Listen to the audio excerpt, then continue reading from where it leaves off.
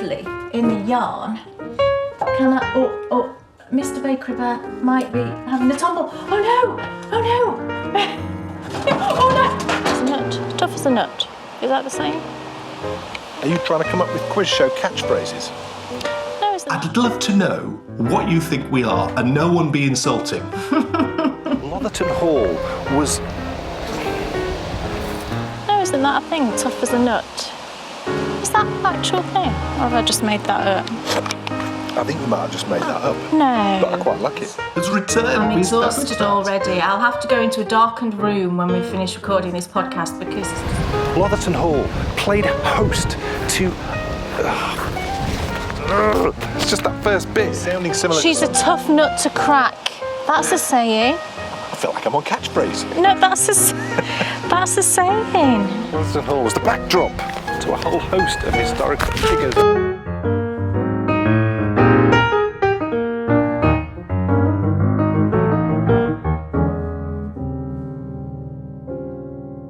Welcome to episode 108, and we start with a question.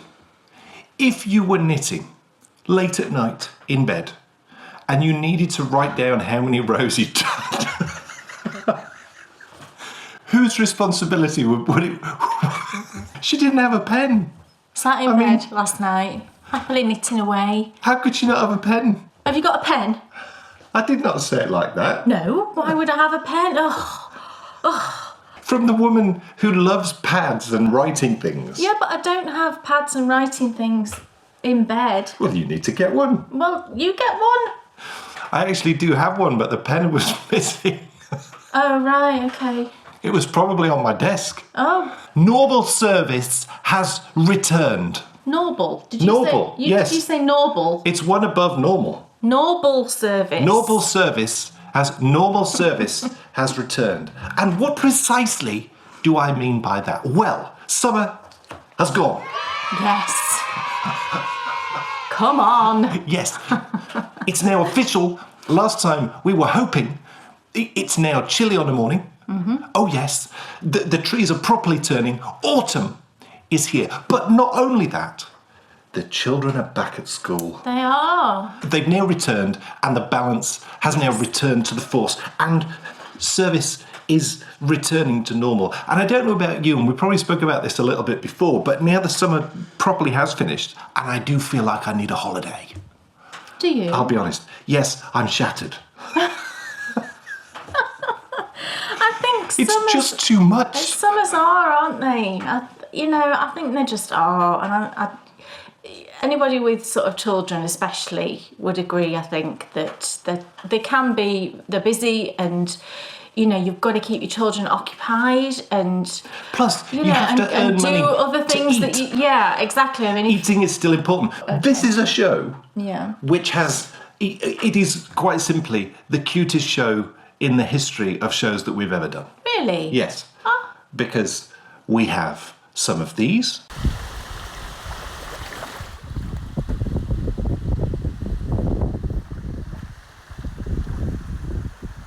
So cute. We also have some of these.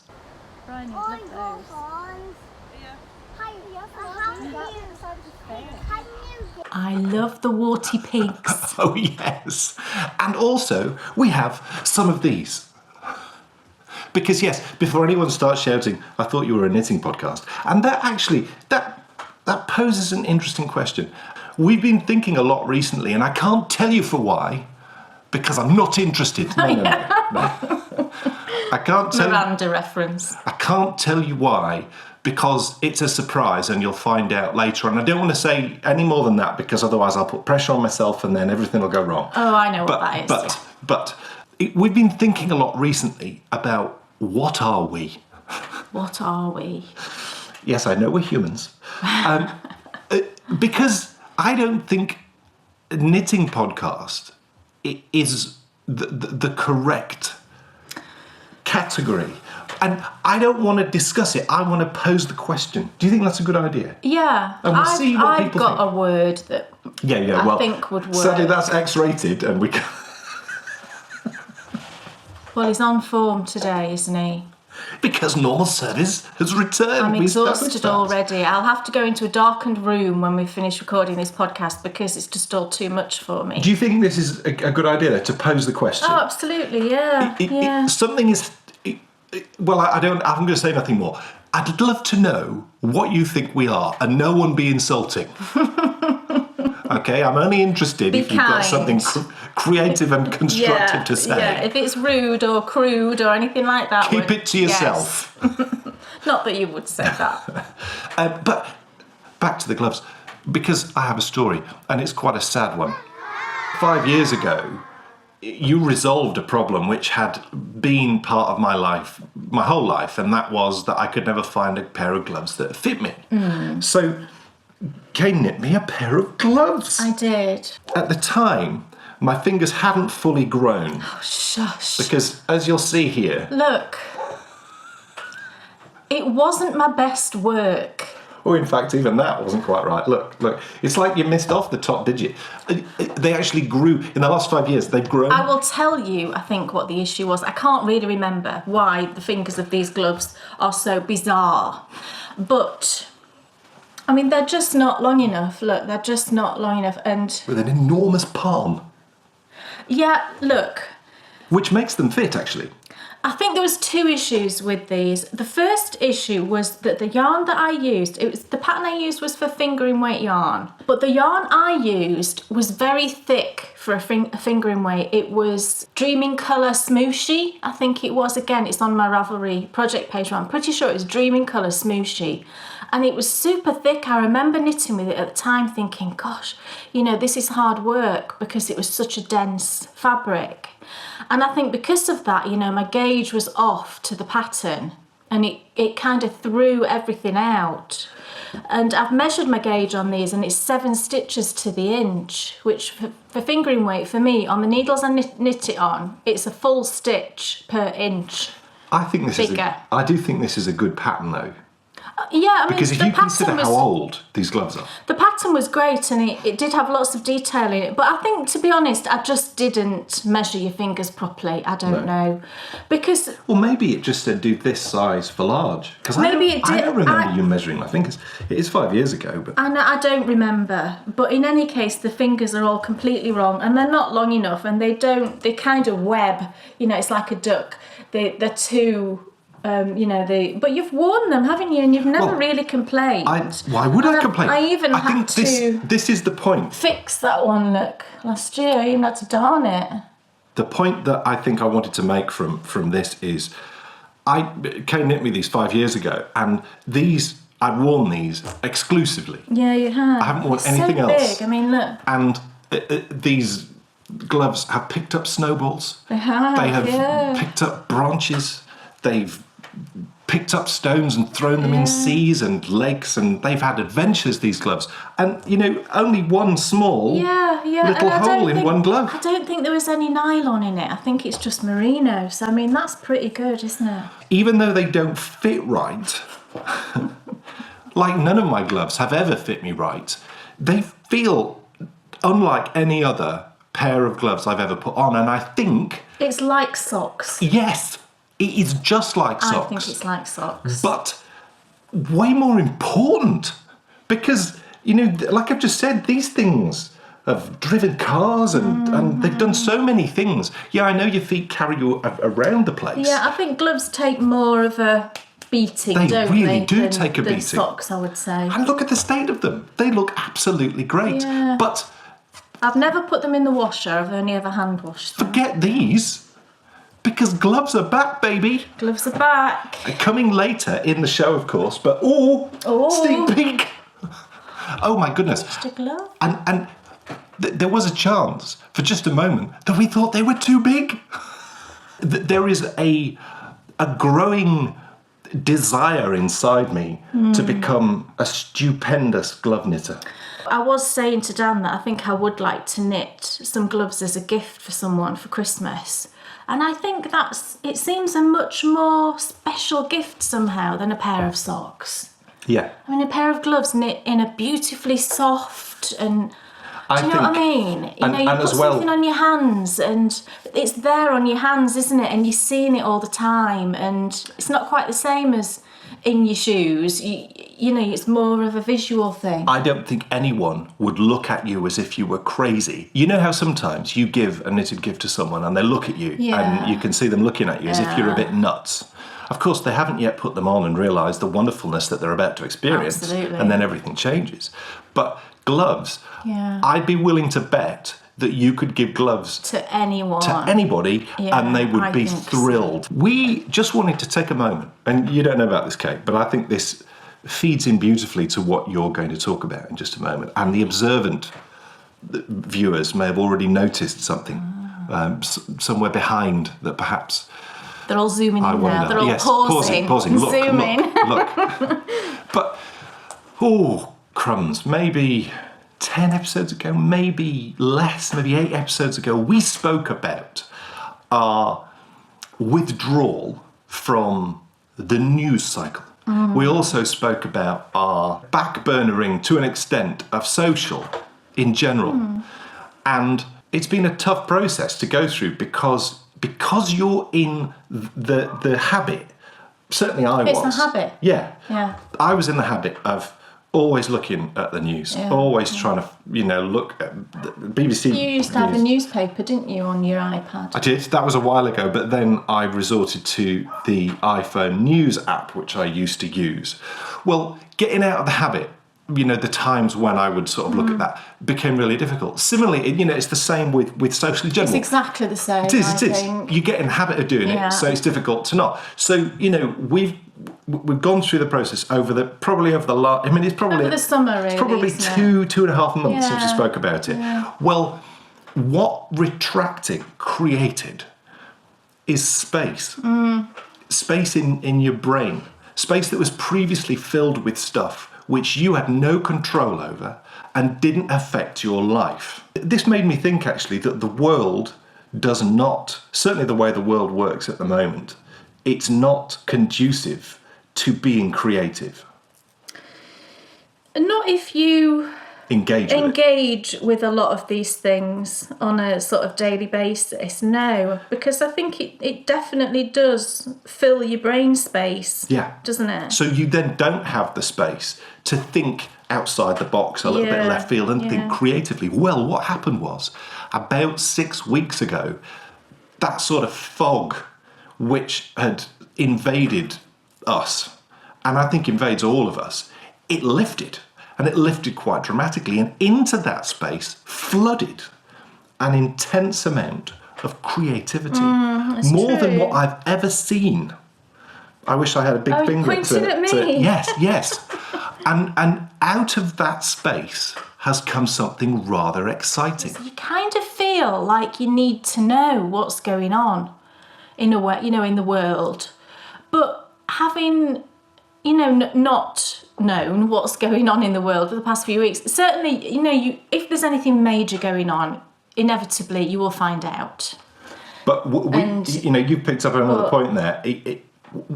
We can tell you categorically, you will be better off retracting from it, because we have had moments of happiness that we've never had in years. No, and I think it is just that kind of just clearing you. It is really just that clearing your brain. We will all make the world a better place by being happy individuals, pushing out happiness. And by retracting, that's what we're feeling like we're becoming. Really, it's had nothing but a positive impact on us. So I'm not saying you should all go out and do that, but certainly maybe give it a thought. But the point of it is that it did free up all this kind of brain space, and I just started having all these ideas, and I was just so excited, and I just loved all of these ideas that were coming into my head, and I just kept having these thoughts for various different sock patterns, and I was like,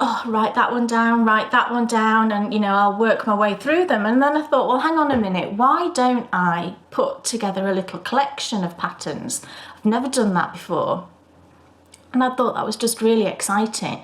This was probably in about July, I think. It was before we went away. I started, just writing down ideas. I didn't really know at the time how I was going to theme it. Would I just put them all out together as a collection? How I would structure it, I wasn't sure. But I was just so enjoying the process of planning it, and I was getting so excited. I was thinking about what yarns I could use, and I felt so happy and so excited over it. I started knitting one of the pairs before we went away, and then we went away, and within a couple of days of being away, I knew what the theme was going to be, didn't I? And I was sat knitting one morning, and it just came to my head, and I thought, that's what it's got to be. It fit entirely with the patterns that I'd come up with and the yarn choices, and it just was such a natural thing to have it themed as I have. So you'll probably see from behind me that the theme of the sock club is Beatrix Potter. This then led me to do a little bit of artwork, and I say artwork in the loosest sense really, because I'm not a great artist or anything like that, but I've always enjoyed drawing and painting and that kind of thing. So I thought, okay, well, let's just have a little go at doing some little doodles based on, the Beatrix Potter characters and the ones that I'm going to use for each of the patterns. So I did that, and I absolutely loved it. It was the whole thing, it was designing these patterns, coming up with the themes, deciding which characters I was going to base them on, and realising that the patterns I'd created, I could see it into each of these characters. They fit so well, I could relate them all to the characters that I'd chosen. It all just came together really, really well. And so over sort of August, all through August, I knit all 3 pairs of the socks. And the first pattern is now in test knitting. I decided to do it as a sock club. So it'll be a 3-month sock club. So you will receive one pattern each month for 3 consecutive months. The first pattern will be coming out on the 21st of September, so it's quite soon. But what I'm going to do is, I thought it would be fun to put up like a little pre-order amount of time. So from today, the 14th of September, you will be able to purchase the club on Ravelry, and there'll be a 10% discount on the full price. It will be up to the full price on the launch day, so on the 21st of September. But prior to that, so you've got a week, prior to that, if you would like to purchase it ahead of time, then you'll get a 10% discount. You don't have to do anything, you'll just automatically get 10% off. Is the price that's displayed 10% off? No. Oh, right, okay. It'll be the full price. Right. And then I'll apply a discount code. Right. Not a code, you can do it via Ravelry. Right. You will just automatically get that discount upon checkout. Cool. And so the first pattern then will come out on the 21st of September, and then there'll be another one about a month after. The dates are all on the Ravelry page, on the pattern page. I mean, I've been quite nervous about it as well. I was really, really excited for weeks and weeks when I was knitting these patterns. I was so excited, and I just love all 3 of the patterns. And then the past sort of week or so, I've just been really nervous about it. And I think it's because, and I'm thinking, people are going to buy this and they're not entirely sure what they're buying. And that's really nerve-wracking. If previously you put a pattern out and you know what someone is buying, so it's quite confident. As I said to you though, if anyone was nervous, they could just wait until... You could wait until the first pattern will come out on the 21st of September. You will see it. The pictures are guaranteed to appear, aren't they? You will see it on the 21st. And then at that point you can say, oh yeah, I like the look of that one. I mean, what I will say is that if you enjoy my sock designs, I can pretty much guarantee you will like all 3 of the patterns. I specifically wanted patterns that would be really versatile, and that you could knit in pretty much any type of yarn. So they all work with tonals, with speckles, with variegated, and also with self-striping. They would all work as well. There's nothing worse, is there, than getting a pattern which restricts you with what you can knit with? I have seen that quite a lot, where there's beautiful patterns that are coming out, but they do call for a very specific type of yarn. And I wanted this to be more, I wanted the confidence that people could just go to their yarn stash and find something in it that would work. You know, I didn't want to restrict it and think that people were going to have to go out and buy something specific. In each of them, there'll be a little technique sort of video tutorial on general sock knitting. It's not something that will be specific to that pattern in particular, more of a general technique. So that's just a little added something that I'm putting into each pattern. And all of these are new, so Yeah. no one will have seen any of these techniques from us before. No, they're all new. So yeah, each of the sock patterns is based on one of the Beatrix Potter characters, and I've done a little bit of artwork of each of the characters that will appear in the patterns. So pre-orders will be up today, from the 14th. So you can go and purchase the pre-order. What you will receive is just like a one-sheet information page, if you like. And in that, I will give you a broad outline of the designs. I will tell you the yarns that I used, and then you will receive the first pattern as like an update in Ravelry, as you do if you've purchased clubs before. You just get it as an update in your Ravelry library.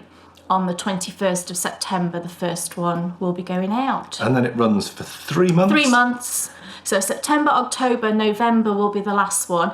And they'll all be coming out on a Friday, because I thought that's a really good day. You know, you get the pattern on a Friday. If you want to, you can start it on that weekend, you know. So I thought that was just a nice day to do it. I thought people would enjoy getting it on a Friday. You know, that's a nice thing, isn't it? And then are you releasing the patterns separately at any point? I will be releasing them separately, probably, I reckon, 6 months after the end of the club. So the last pattern will go out about the 3rd week in November. So I was thinking actually that I might put them out on my birthday, which is pretty much exactly 6 months after that. So it'll be towards the end of May. I'll put the patterns out separately on Ravelry. Cool. So exciting. So yes. Kay's first ever club. Wow. Very exciting. I don't really understand any of it. No, I'm really excited. And what I mean by that is the whole club thing is a mystery to me. I know loads of people do these types of things, but Kay's like told me it about kind it. of is to me as well. You know, I've never done this on Ravelry before, so that's been a bit of a learning curve. But I think it's quite a simple thing to do, to be honest. I don't think it's as complicated as I probably made it in my head. But people do mystery patterns, don't they, where you only get a certain part of the pattern? Yeah, that's done in the same way, like an update. So, it's available now? Yes. Oh my goodness. How exciting. It's very exciting. Because normally you kind of have to wait, don't you, for these things. And should you have a thread set up so people can chat about it? Yeah, I will do a chat thread. I don't know at the minute whether I'm going to do any kind of knit along, but what I thought I would do is definitely open a chatter thread. And maybe what I'll do is just leave that chatter thread open for the whole of the 3 months, and then at the end of it, maybe I'll draw some prizes from that as a more kind of just general community kind of thing. So there's no pressure. I didn't want any pressure, you know, on anyone to complete socks or anything like that. I just wanted you all to enjoy it. So I'll definitely open a chatter thread. That'll be open now, so. It's time for us to find out. Kay Jones, what's on your needles? So, should we talk about the glove? That sounds like it's some sort of like crime thriller or something, doesn't it? The glove. Look, I finished one. I will unpeg. I know it's not a sock, but I thought really it had a right to be up there. Look, it's easier to hold upside down. You can't really hold it that way. I haven't got any glove blockers. Oh, I have. Your hand. Yeah. So, shall I just show you first of all? Here's the finished glove. Isn't it cool? I'll try and hold it up that way because that's a bit bizarre, isn't it? Look. So you can put it on for me. Either hand. Tell them all about it. You've done twisted rib. I did a 2x2 twisted rib, and we were worried. This is what we were worried about, that the fingers were actually too long. And I think once it's been blocked, it will relax a bit. But actually, it's okay, isn't it? I did pull out the little finger and rip it back 2 rows because that was a little bit long. But that was an easy thing to do. I hadn't woven any ends, so that was an easy thing to do. But I think that's okay, isn't it? Look, and it goes all the way down, which is what the other pair didn't do. And it fits pretty well, I think. It's great. I think the fit, well, I think the worry with knitting gloves is getting the fit right, isn't it? And luckily I had Dan here, obviously, to just keep trying them on. And I measured all of his fingers. And actually his fingers were measuring pretty much half an inch longer than the pattern said his fingers should measure, if you know what I mean, for that size. So I think this is why it's always good if you are going to knit gloves for someone, if you can measure their fingers and measure their palm circumference, then really, you're cool, because you can just then knit the fingers as long as they need knitting. Do you know what? It was all right to knit. I didn't find it a bother. And I think people will think that they're really fiddly. I've got to say, I much prefer this yarn to this yarn. Right, this is a bit thinner. Yeah. Isn't it? Yeah. It's great. It's a bit thinner. It's the Regia design line by Kristen Nicholas. Oh, it's great. Yeah, Nicholas. Yeah, I got that right. I wasn't sure then. And the colourway is 03314, and this one is Summer Fruits. I just want to look at them. And that's what I had left from the first 50 grams. We weighed the glove and it was about 37 grams, I think, wasn't it? Yeah. So you do need 2 balls, but I think if you were knitting a small size, you might just squeeze it out of 50 grams. But I would have 100 grams just to be on the safe side. I didn't touch this at all for like a week and a half after the podcast. And then I said, where's my gloves? You did. But I picked it up where I last showed it on the podcast. It was literally down here.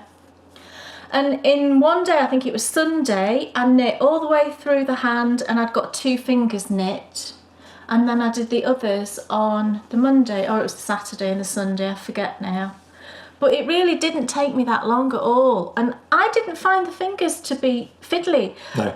I think because the smallest number of stitches I had on my needle was for the little finger, and I think that was 20, so 10 on each needle. I think if you were using DPNs, it would probably be fiddlier, I think. But Magic Loop, it was absolutely fine. It kind of reminded me of knitting. Do you know, I've knit loads of the Rebecca Danger patterns, the ones with the really long legs, the monkey and the lovebot. It was just like knitting those. So to me, it felt very natural and very normal to be knitting. Did it smell woolly? Yeah. All right. It's not been washed yet, I suppose. So. I know, I like it. So, yeah, and it, like I said, the only issue I had was that the little finger was a bit too long, and I just undid my cast off, ripped back 2 rows, and that was fine.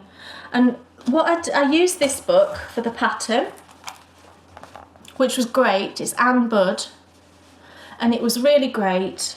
What I did as I went along was I just wrote out what I did and how many rows each finger was, that kind of thing, to make it then really easy to knit the second one. And I think the second one now will go even quicker because I know what I'm doing and I understand, that I've got to pick up stitches there and what have you.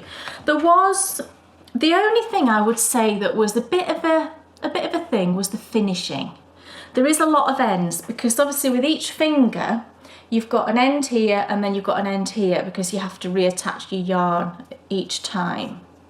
So there were 2, 4, 6, 8, 9, 10, 11, maybe 11 or 12 ends. It's so like worth that. It though.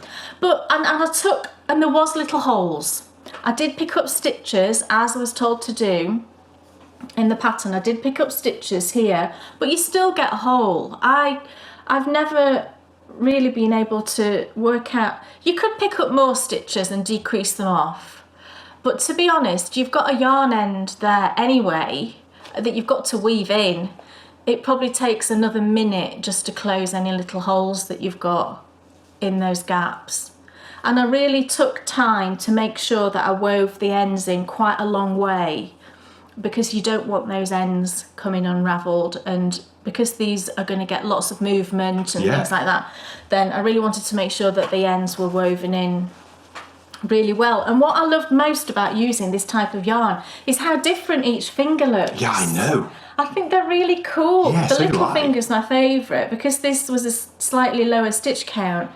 it's striped. You know, this section is striped. I think that's really fun. I like these. You like those ones that have got These diagonal. bits, the diagonals with the you know with those bits working against it. It just looks amazing. I really love using this yarn, and I actually bought another colour of that same range. For another pair? I didn't say that. Oh. I didn't say that, but to be honest, I quite enjoyed it. I didn't not enjoy it, and it was a quick knit. You know, if you're just working on the glove and nothing else, you could do it I reckon you could do it in like 3 days if you were doing nothing else. Certainly within a week, you know, depending on how much knitting time you get. For all I love my socks, these are so much cooler.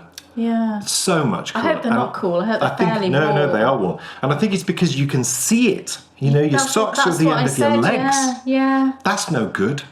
These... And you're constantly reminded, oh, that person knit me those. You know, I think it's way cooler when you're fascinated by what you're looking at, because you know then that it's going to be something that you're just going to love for years. And you know, you could knit them in a plain colour. You know, it's not. Don't do that. It's not solid. This one was a very tonally sort of yarn, but or do that for the second pair. Yeah, it just made it so fun to knit these, because I didn't know you can take them off. Yeah, your hand feels really hot. Well, it's got a glove on. I just really enjoyed the sort of anticipation of thinking how each of the fingers were going to knit up. It was just really fun.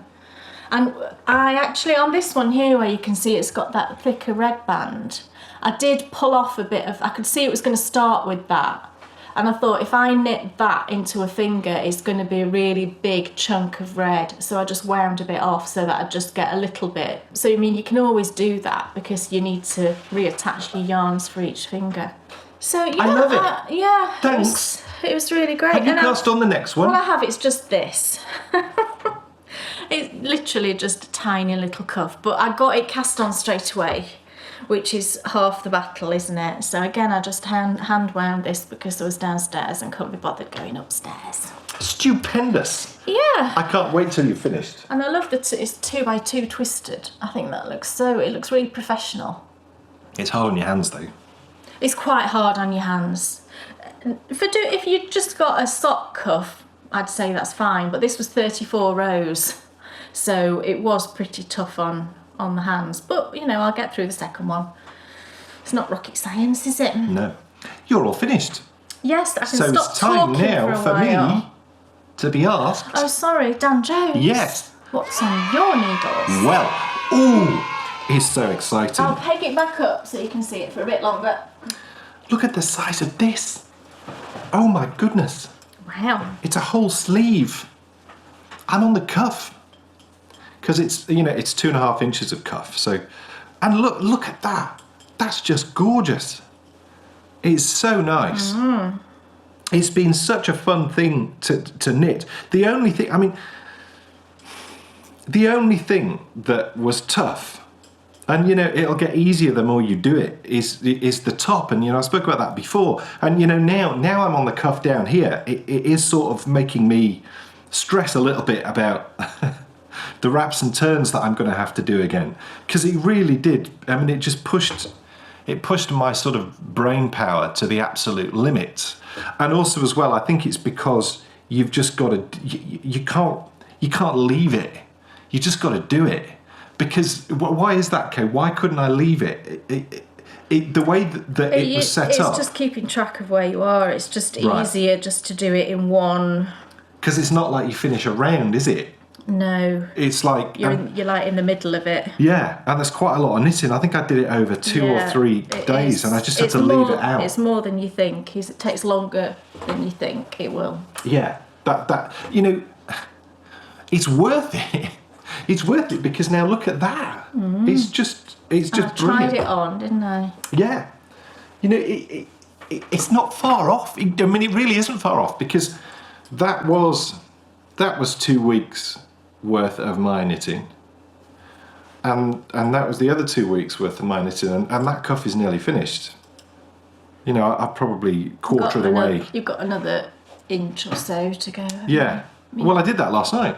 Oh, right. So won't take long. No, I mean, I'll probably have that finished tonight. And then I'll just need you to pick up the other side for me. Oh, joy. Sorry. But then at least you know it's nearly done.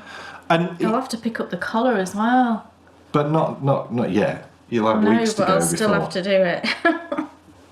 before the whole collar pickup. And do you know what? I actually found it harder. I mean, maybe this is normal, but I was surprised. Doing ribbing is quite hard on the hands.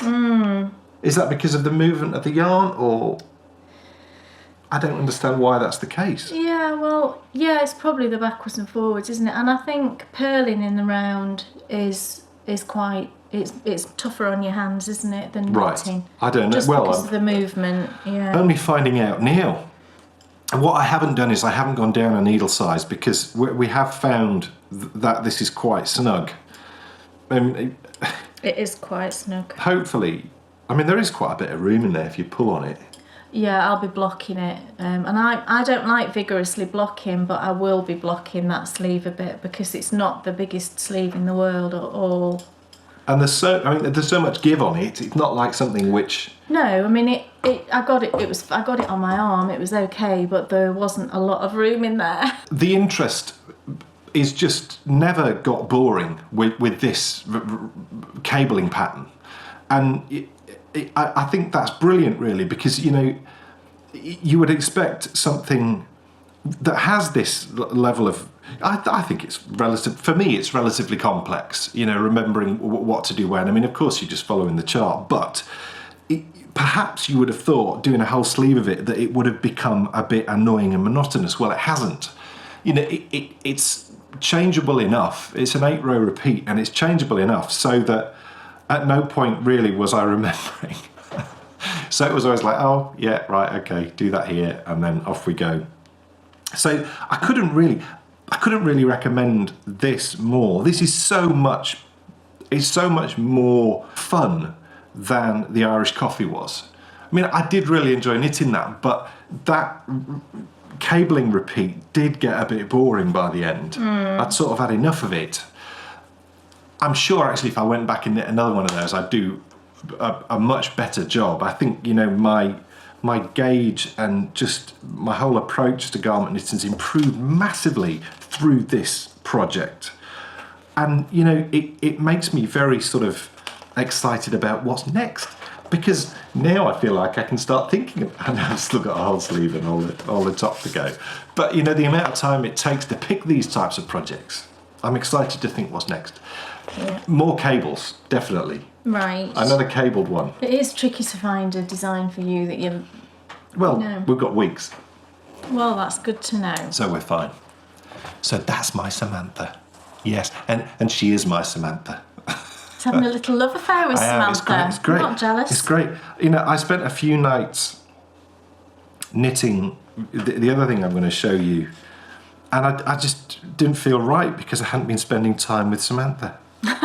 To be fair, though, I have been missing Solia. You traitor. I really have been missing Solia, I actually. haven't seen you knit on that one in ages. It's 2 weeks. Is it really? Yeah. Right. Because I rotate my projects. Right. I know, but you can do that. You see, I have to Tonight, just... I you just, will be seeing Solia. Or maybe tomorrow night. I just want to knit what I want to knit at that time. Well, I wanted to Sometimes knit... that doesn't quite fit in with what I should really be knitting. And that was exactly how I was feeling. I wanted to carry on spending time with Solia. Right. Because she's Swedish and she's blonde. What is going on? What else is on your needles? Oh, well, guess what? What? Started a shawl. No, Have. you haven't. And I went through my bags to decide which bag to put it in. And Do you look know at this cute bag that I found. Oh my goodness, I thought it was quite autumnal. Autumnal. Little Red Riding Hood in the woods. God. I've had this bag for donkey's years. I bought it from Knit Run Dig. I don't even know whether she still makes bags. She was based in London, I think. Years I've had this bag, but I love it. And I thought, oh yes, that's lovely and autumnal. I'll pop that project in there. Is it an autumnal project? Well, I suppose it is. Oh, well. I mentioned last time, I think, that I really wanted to start knitting more with my own hand-dyed, and I dyed up a colourway this last update that was really popular, And I actually did an extra batch on the weekend because people really loved it. So I thought, right, I'll squeeze in an extra batch. And I thought, well, whilst I'm dyeing, I think I'll dye up a skein of each of that. It was a sock set that I dyed up, but I actually dyed up a full skein of each for myself. And it was my Babbity Bumble colourway, which actually was inspired by a Beatrix Potter character. And she's on this little painting here. Can you see the little bee? That's Babbity Bumble. She's so cute.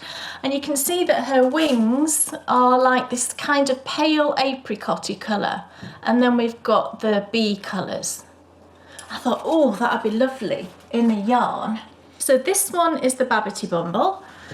So it's this kind of lovely, soft apricot background with speckles of black and gold for the bee. And then I had a coordinating mini in the sock sets, which was Sweet Like Honey, which is this one. Mine, I actually did mine a little bit more saturated than the ones in the sock set. So that's the two together. I'm not normally a yellow person, I'll be honest. I don't recall that I've ever really worn yellow. So I'm not even sure that I can wear yellow. But the shawl that I've chosen, you don't actually see all of the yellow all at once, if you know what I mean. And I just wanted to knit with it. It's just such a happy colour, I think. And I think it is autumnal in a sort of more light and happy way. You know, it's a golden yellow and there's some blacks in there. So it's definitely got a hint of autumn. And I'm knitting this shawl by Martina Bem, and it's called Areas. It's this one. And I saw this pattern knit up on Espace Tricot recently. They've just released a new podcast, which was very exciting. I love that podcast. And Lisa, I think it was Lisa, has just knit one of these. And she used a variegated and then a solid. And I just thought about this yarn that I'd got that I'd just dyed up. And I thought, oh, that'd be lovely. So basically you start, in this case, with this blue section here. And then you work the green and then finish with the blue. So I'm doing variegated where the blue is. And then the solid gold where the green is. And when you actually wrap that around your neck, you'll only see like a glimpse, I think, of the gold. You won't see the whole section of it. So I think it will work. It's a really simple pattern. When Lisa was talking about it, she was explaining how it was, you know, really fairly mindless. And I love shawl patterns that are like that, where you can just cast on and just go, you know, without having too much thought. And it is literally just a 1 row repeat for the first section, and then I think a 2 row repeat for the second section. I thought, well, that's just brilliant. So I've cast it on. And this is how it starts out. So this is the, do you know, can I just say, I'm not a fan of shawls that are this shape when they start out. However, you don't see this particular shape once the shawl is complete because you're picking up stitches on one side here and it changes the shape of the shawl entirely. It's just not my thing. It just kind of makes me want to laugh well, anyway. But this is how it looks at the moment, and I love how it's knitting up. It's just really fun and speckly and really lovely, and it's super simple to knit. It is just, like I say, it's just 1 row that you're repeating over and over, and it kind of reminded me a little bit of the Stash Buster shawl by Heather Haynes. You know, it's just that 1 row repeat, so you can just, you just know you can just sit down and knit it and not have to think, and I just love that. I think that's brilliant. I did go up a needle size from the pattern. The pattern recommends 3.25mm. Actually, it says 3 to 3.25mm circular needle. Martina does tend to knit her shawls on a smaller needle than I think a lot of us do. But I went up to 3.5mm. I thought that seemed a nice size with the yarn, because garter stitch does grow enormously, doesn't it? It does stretch and does grow, but that just felt like the right size for me to knit on it. And I haven't checked gauge.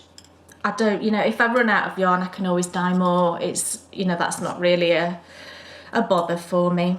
So it's really, really nice. So if you're looking for a shawl that if you've never knit a shawl before and you want to give one a go, and you've got a couple of skeins of yarn in your stash that you think would work for this, then I would say this is definitely a good first time shawl knitting pattern, because it's very, very simple and very rewarding. I think it grows very quickly in this first section because you're increasing stitches quite gradually, so it grows very quickly, and it's just really lovely to knit. So yeah, I'm not in any rush for it. It'll just be done when it's done, really. I'm getting a little bit stressed out here. Why? Just grab hold of the end of my yarn, it's on my leg. But you'll need to splice in another. Yeah, I know. Why are you getting stressed? No. Loads of yarn. I just needed to, establish with you if I would definitely need to do that. We'll definitely need to splice. Is that going to be all right? What do you mean? In terms of what? In terms of width, because I haven't gone down a needle size. Well, no, you don't want to go down a needle size. Okay, that's fine then. I'll shut up. I mean, it's ribbing, it sucks in, doesn't it, anyway? So I'd rather have it, to be honest, I'd rather have it a bit loose than tight. It'll be fine, Look, it's the prairie socks. Oh. And I've nearly finished one, but I haven't. So there. You've finished nothing. I tried. A finishing failure. I genuinely tried. The pattern's lovely, actually. It's because it's socks and you're just bored of knitting socks. Yeah, totally. And I'll be glad when it's over and it's No. finished. I don't know. I am stopping. We established last episode I am stopping knitting socks, and what I'm going to give a go to is I want to knit some gloves. I want to knit some gloves on fingering weight. Gosh, well. And because that's what you've just done, isn't it? Yeah. Yeah, so I want to do that. If you can do it, I can do it. Oh, right. Yeah, I really did try and get these finished, and I am now. I think I've just done the last row, so I am on the toe.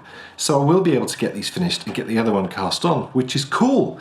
And I would guess that I wouldn't be quite so frustrated were it not for the fact that I'm knitting that second pair of socks too. So it's like everywhere I turn is like socks. No. It does look nice in this yarn. This is Nicole C. Mendes, isn't it? Yes, the only yarn for socks. Shrieking Shack colourway. Yes. It's lovely. It really is lovely. Such beautiful stripes, Nicole. I really like the stripes. The tonal. Oh, they're just lovely.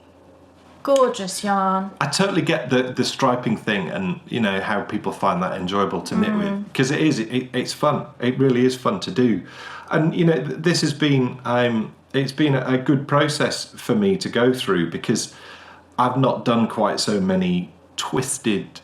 Is it twisted? Is that what that stitch is? It's a mock cable.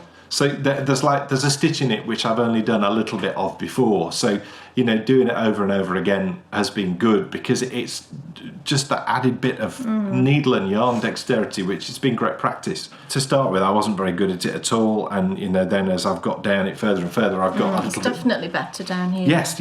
There's quite a lot of split stitches up there. Because of the way you do it. Are these hires? No, they're chow goose, I think, aren't they? Because hires are very sharp, and that can sometimes cause you to split your yarn. But I think they're chow goose. When you're not so experienced, yeah, I get that. It makes it just slightly more challenging, which is a good thing, because it means then by the time you get down the sock, you've learned how to do it, and the second one is perfect, and then the next pair is even more perfect. Your next pair that you're not making. That's true. I'm really glad that I've done this though, because I'd never knit one of these before, and I can see why people really like them. Because it is similar to, it reminds me of Hermione's Everyday Socks, just in the way that the pattern repeat works. Although I have struggled a few times. I maybe should have done the 4-row repeat. Yeah, because it's brilliant. There's a choice. Yeah, in the prairie pattern, I say that you can just change it very slightly if you want to, just to make it a different number of rows for the repeat. And a couple of times I have. Unplanned. Not deliberate. But it's fine. But it is, because it's a forgiving pattern, because, you look at it and you don't see it until you really start to look at it. And then you spot them. Yes. But actually, perhaps there's some fun that you could have by alternating. by doing a 3 and then a 4 and then a 3 and then a 4. Well, yeah, possibly. Different texture. Maybe, yeah. Have a bit of fun. It looks really nice in self-striping though. I've never knit the Pro socks in self-striping, I don't think. I've knit the pattern several times, but not in self-striping. I think it looks brilliant. It is. It's great. And, you know, I'm enjoying sock knitting so much more now than I was. Right. You know, it was just painful and I was pushing myself through it. Now, I get it, you know, it's so rewarding to do a heel turn and to not be like, ah! And I think, is this the pair that was on Magic Loop? No. Oh, right, okay. Yes. Look. What? I'll show you next time because maybe I'll have finished them next time. Maybe you will. I'm nearly, I mean, in fact, now You will have finished them. I will have finished them. You will have finished them next time. You will. I will. So, who knows what I'll be showing because something will need to fill that gap. Oh, that's exciting. Wow. Will it be gloves?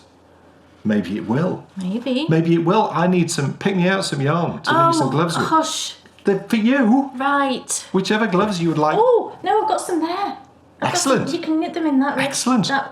We're going to show you an Endy Bits. I'll show you an Endy Bits, but you can definitely use that one. Perfect. So next time, perhaps I will have cast on. Well, I some say gloves. it's thin. I don't care how thin it is. But no, you've knit opal, and it's no thinner than opal, or you know. I shall apply myself, coal yarn's and a bit I shall plumper. succeed. What else is on your needles? Okay. Okay. Okay. This next thing actually had a change of plan. Well, Last I never night. did. I was very kindly sent a skein of yarn from John Arben. Some of you might know, but there's a lady who works at John Arben called Sonia, and she used to work at Blacker. She sent me an email recently and she's like, okay, I'm over at John Arben now. I was like, oh my gosh. And the reason she did is because I just placed an order with John Arben. I'm designing something with some of their yarn, and I placed an order. Say nothing, act casual. Say nothing. And I placed an order because I needed some more. And she actually must have seen the order, and I didn't know she was working there. I knew she'd left Blacker, but I didn't know she was working there. And when I received the order, there was this handwritten note from her. I was very confused. I'm thinking, Sonia, she was at Blacker. How can she be sending me this note from John Arben? It honestly took me a couple of minutes to sort of absorb the fact that, yes, now she was working somewhere else. And then she sent me an email after that and said, oh, you know, we've just got this new range of colours coming out for a particular yarn, and would you like to give it a try? She very kindly sent me a full skein, which is lovely, and it's their Harvest Hues range, which is a fingering weight yarn. They've had this yarn previously, but they've just introduced a new range of colours which come out on the 20th, I think, of this month. They've added in a load of really pretty autumnal colours, and they're all, you can see, they're all these really pretty. I think I was holding it so that they hung down. Really pretty autumnal colours, they're gorgeous. And the yarn is a mix of 65% dyed Falklands Merino and 35% Warbles of Exmoor. And you get 400 metres with 100 grams. I've never knit with Warbles, I've heard of it, so I had absolutely no idea what type of yarn it was. Not a clue, I didn't know how rustic it would be. I got sent the Bramble colourway, which is this beautiful, rich, blackcurranty purple, or blackberry I should say. Blackberry sort of purple, it's gorgeous. So I didn't know what to expect, and you know what? It's really nice. I kind of thought, oh, this is going to feel really scratchy, even though it's 65% merino. But it's really not, it's really nice. And when I was winding it, at first I thought I was going to knit some mittens, or fingerless mitts, because I thought that would be lovely. But when I was winding it, I realised that actually it's quite a silky yarn, this. And I'm presuming, well, that's got to be this Warbles. I've no idea. You know when you realised that? Yeah. Was that the moment when it flew off your Swift? It did. Do you know, I was winding it and it flew off the ball winder. The actual cake flew off the ball winder, and I have never had that happen before. And that just and then I thought, gosh, it must be very slippery to do that, because I've honestly never had that happen. So once I realised it would be quite drapey, I thought, well, maybe mitts are not the right thing to knit. And then I had ideas then of doing a scarf. I thought this would be lovely as a scarf, something light and airy, because it is a fingering weight, but quite a fine fingering weight, I think, in a nice way. But it's not, I think because the warbles and maybe the way it's been spun, I think it's a 2-ply looking at it. I don't know if it might be a longer staple. Again, no idea with the warbles, but I think that's what's making it more of a sort of silky feeling yarn rather than sort of plump and springy. So I thought, right, okay, I'm gonna knit a scarf, but in the round so that it's effectively doubled, you know, once you have finished it. And I did start it, and here is the start of that. I was just knitting it in the round. I did a provisional cast on and I was knitting it in the round. But then I just was thinking, do you know what? I'm not sure that this is the right project for the yarn. And then last night, quite late last night, I suddenly thought, oh, I know what I want to knit with this. Can you remember I knit the Anguli cowl some time ago? It's this one. This is Madeline Tosh. And I love this cowl. I wear this all the time. It's probably one of my most worn things, isn't it? Yes. I literally wear it all the time, and I thought that would be brilliant. I've wanted to knit another one. I'm going to knit an Anguli cowl with it. And of course I thought, well, I need a contrast. Didn't have to. I thought I could just knit it solid, and I thought about that. But then I thought, what if I used a skein of Kid Silk Haze with it? That might be quite exciting, and I've wanted to do that for a while, to mix like Kid Silk Haze with maybe something slightly more rustic. So that's what I've started. So I've got very little to show at the moment because I literally only started it sort of quite late last night. So I've only got this, which is quite pathetic, isn't it? Yes. Yes, look, that's all I've got. But can you see how the Kid Silk Haze is going to work? I'm just using like a cream. I've got several colours of this, but I thought just cream with that. It looks quite kind of festive, do you think? Or is that my imagination? I don't know. It's probably my imagination. But I thought it will just add a little sort of festive, snowy touch to it. So you just start off here with this tiny little triangle, which is up here. It's knitted flat and you seam it. So you start up here, look. So I'm just here. And then you knit a triangle to sort of here, and then you stop increasing on one side and keep increasing on the other, which produces this shape. And then you just seam that little bit there. Didn't bother me seaming that little bit. I suppose you could knit it in the round, but honestly, you know, it's garter stitch, so it's, for me, it's easier to knit flat rather than in the round, so you don't have to purl. So I think this is going to be brilliant. I think it's going to be an airier cowl, light and airy, compared to, this is quite plump, it's Tosh Merino Light. But I really like that. I think it will be, you know, a nice autumnal, or, you know, just a nice cowl to wear, you know, if it's chilly in the morning, that kind of thing. So I'm really pleased with this, and the yarn's lovely. I think I'm going to have to change to wooden needles though. I'm using Chowgoo because it is quite, as like I said, it's quite silky, so I'm finding it quite slippy, and I think I'll change to a wooden needle, and then it'll be absolutely perfect. So yeah, there you go. I'm knitting another Anguli cowl with this, and I think I'll have some left over. I mean, I might even have enough to knit too, I'm not sure, but I'll definitely have plenty in a skein to knit it. So, I mean, if you like the look of this, it's out on the 20th, the new colours. It's really lovely, and I think it would be perfect for lacy shawl. I think it would be fantastic because I think it will block amazingly well. I get the feeling it will just block out beautifully. And I think it's going to have a fantastic drape as well. So Finished. That's me. Excellent. Yep. It's time for us to go on the penultimate new adventure of this season. Wow, this episode's amazing. It is amazing because we always like to try new things in new adventures. And for the first time ever, we're joined by a number of guests. So sweet. Of which you've seen. Well, that's just one of two. We saw many, many things. We did. But it is a story which is a sort of reflective of quite a few of these types of country houses. Yeah, where they've had to diversify. Yeah. So why don't we head off to the wonderful Lotherton Hall and we see if we can find Mr. Gascoignes Penguins.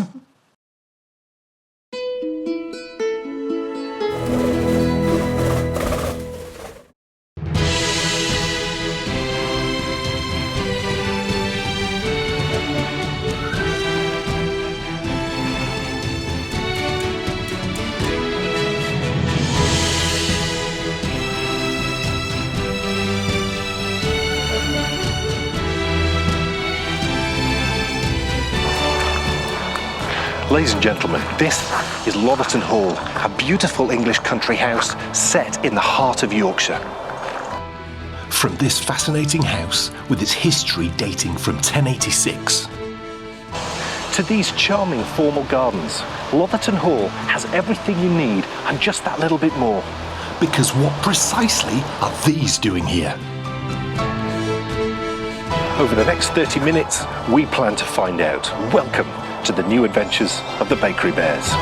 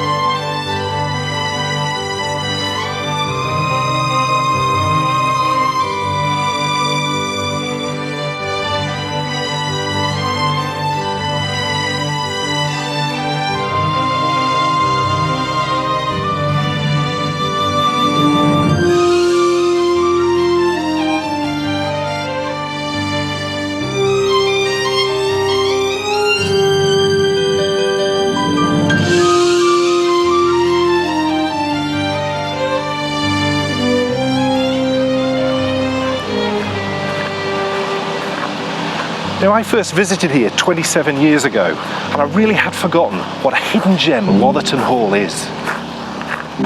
So why don't we go exploring and see if we can uncover the story of this quintessential English country house. Because the story of Lotherton reflects the story of so many grand homes from across this country. But where does the story of this beautiful house begin?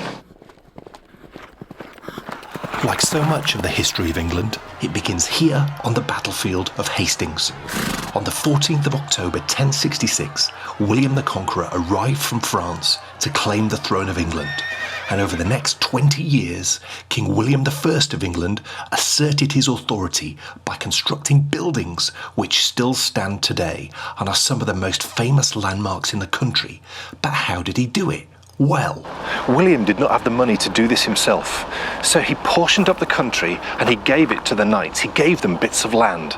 They would build the castles and the homes and the country houses that would enable William to control the country, and this is the moment that Lotherton's story begins.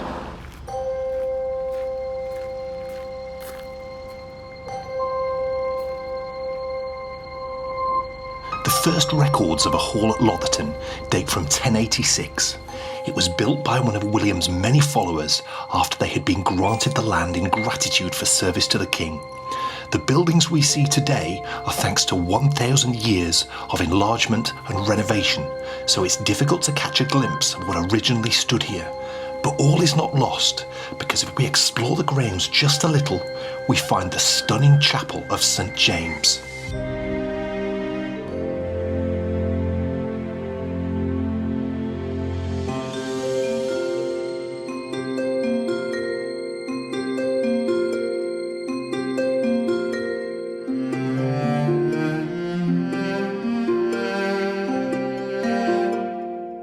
This was built in 1170 by the owners of Lotherton specifically to provide a place of worship for the people who worked at the hall.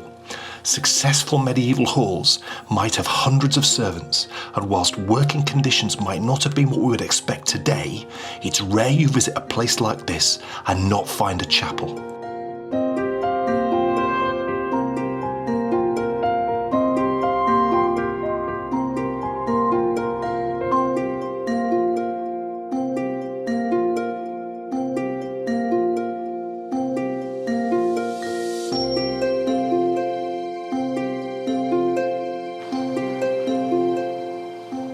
And as the years progressed, Lotherton came into the ownership of one of the most important men in Britain.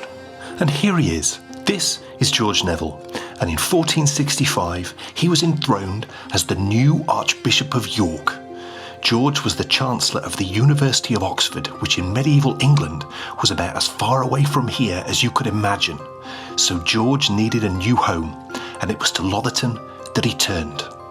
I'm sure his hopes as he moved into his new home were for a quiet life managing the Diocese of York, which is just down the road from here. But fate was not on George's side. You see, George had become Archbishop of York at one of the most volatile moments in English history. This was a time known as the Wars of the Roses. The Wars of the Roses was the name given by the Tudors to a series of civil wars that occurred in the mid to late 15th century. It was fought primarily between two familial factions, the Yorkists, or the White Roses, and the Lancastrians, who were later attributed with the Red Rose. Issues arose during the reign of Henry VI, a descendant of the Lancastrian line. Henry became king in 1422 at less than 1 year old, and as such his reign was dominated by advisors, and Henry was accused of being a weak king. Richard, Duke of York, was at this point Lord Lieutenant of Ireland and married to Cecily Neville, the sister of George and Richard Neville. From his vantage point in Ireland, Richard saw the country decline at the hands of these advisors and marched on England in 1450 with the aim to restore good government. Henry seemed to take Richard's advice when in 1453 he suffered his first bout of madness. Richard was installed as a Lord Protector. Yet, when Henry recovered, the country continued to decline and the factions split further, and skirmishes that had been occurring at a low level escalated into full-on battles. George tried desperately to stay on the right side of the battle, and there's no doubt in my mind that he would have spent a huge amount of his time here praying for guidance. He could very well have been joined by his brother Richard Neville, who was more famously known as Warwick the Kingmaker, and even King Richard III, the infamous hunchback King Richard III, who was a close friend of the family. In the 7 short years that George lived at Lotherton, he was charged with treason, held prisoner for a year in France, released, but within 6 months of returning home here, he was dead. Clearly, the stress of the situation had understandably become too much. But the story of Lotherton continued, and it now progresses into a period of stability that would last for generations. About 100 years after George Neville's death, the family that would transform the house into what we see today slowly but surely started buying up little bits of the surrounding land. The Gascoignes had arrived with William the Conqueror in 1066. Over the hundreds of years that followed, they had slowly but surely risen up the ranks of English nobility. And in the same year that Henry VIII visited York with Catherine Howard, they bought their first little piece of Lotherton land.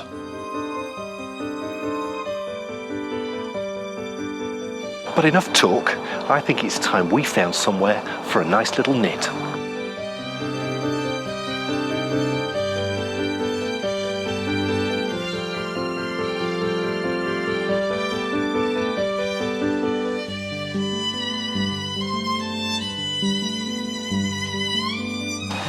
Do you know what? The one thing you can say about this place is there is a lot of places to sit down and have a knit. There absolutely is, And there's not a lot of people around. Well, we haven't seen one There was quite a lot of cars in the car park, and I suspect they've all gone to the children's play area. Right, and also into the cafe. The cafe looked busy. Yeah, and it's the cafe, whereas we haven't seen a single soul in the gardens. Which is today. interesting.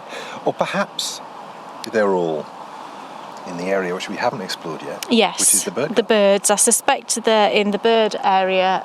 That sounds weird. Aviary.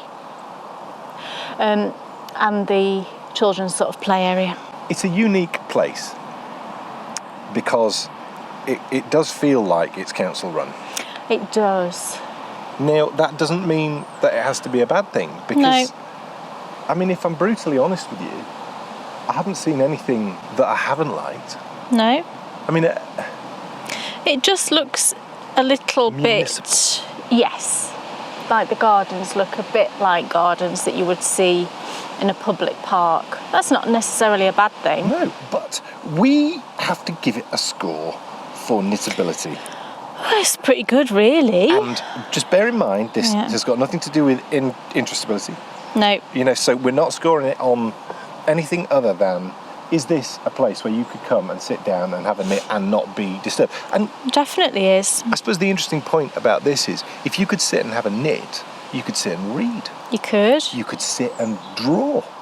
You know, you could do, so whilst we come places and we sit and knit, you know, you could really do anything where you need, what is it you need? You don't want people stood over you, do you?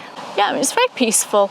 You can hear, we're very close to the M1 here, which Very is close. the main motorway that runs kind of all the way down the country. And you can hear it, it's a constant hum in the background. But I suspect if you actually lived here, obviously the motorway wasn't there at the time that people were living here. The motorway wasn't there, but the No. road that the Romans built was. Yeah, and the it was a A1. major highway. Yeah, that's true. And that's one of the reasons why the house is here. Yeah, but you wouldn't have had No. obviously the motor traffic like there is now. No. But saying that, there's lots of trees, and like now, for example, when the wind's blowing, what I'm hearing is the trees, and I don't necessarily hear the road. Listening So- to those trees and seeing the leaves start to drop very today, autumnal, and yeah. feeling that slight chillness this morning, Yeah. it's filling me with happiness. It's very, very much autumn feeling weather now, and you know all the leaves have been falling as we've been here, which is lovely. The roses still look lovely. Yeah, we've got to give it a score for knittability. That's pretty good. I would probably go 9. I can't... Would you? Yeah, I probably would. I mean, it's really nice. It's very pleasant.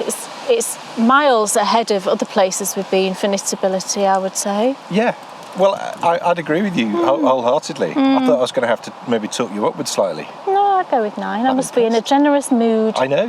What was particularly interesting about the whole George Neville and Richard Neville link was when George was made Archbishop of York, it was down to the family to throw a big party to look as cool as they possibly could.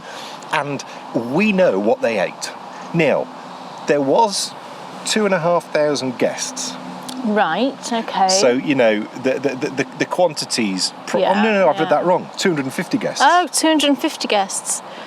What There was for? obviously there was enough food possibly for 2,500. Well, let me tell you what they ate. They consumed 4,000 pigeons, 4,000 crays, 2,000 chickens, 204 cranes, 104 peacocks, 100 dozen quails, 400 swans, 400 herons, Herons. 113 oxen, 12 porpoises and seals, No. 1,000 sheep, 304 calves, 2,000 pigs, 1,000 capons, 400 plovers, 200 dozen of a bird called rees, no idea, 4,000 mallards, Gosh. 204 bittern, is that a bird? I think Yeah, it is. it's a bird, yeah. 200 pheasants, 500 partridges, 400 woodcocks, 100 curlews, Gosh. 1,000 egrets, 4,000 cold pies.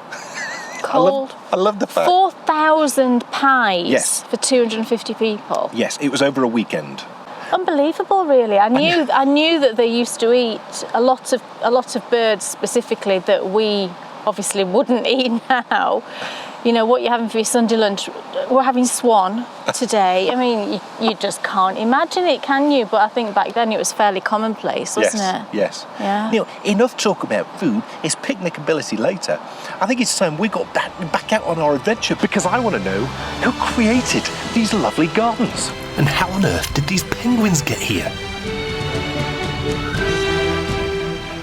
We'll find out all that and so much more when we see you for part 2.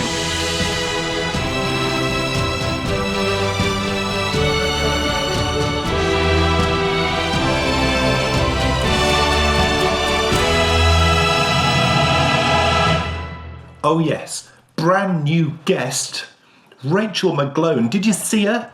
Neil, Rachel contacted us.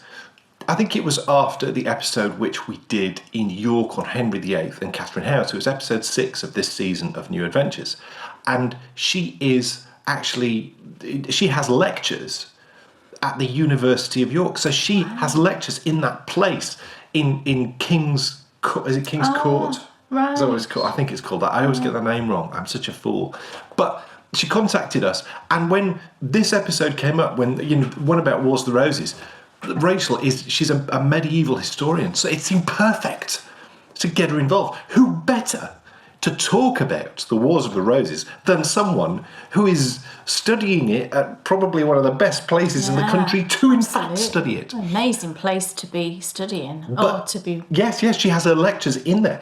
But not only that, Rachel has her own podcast, and it's called The Crafty Historian, and it's linked below in the show notes. So Rachel, thank you so much for getting involved. It was just marvellous, and who knows, next season she may be back for some more fun.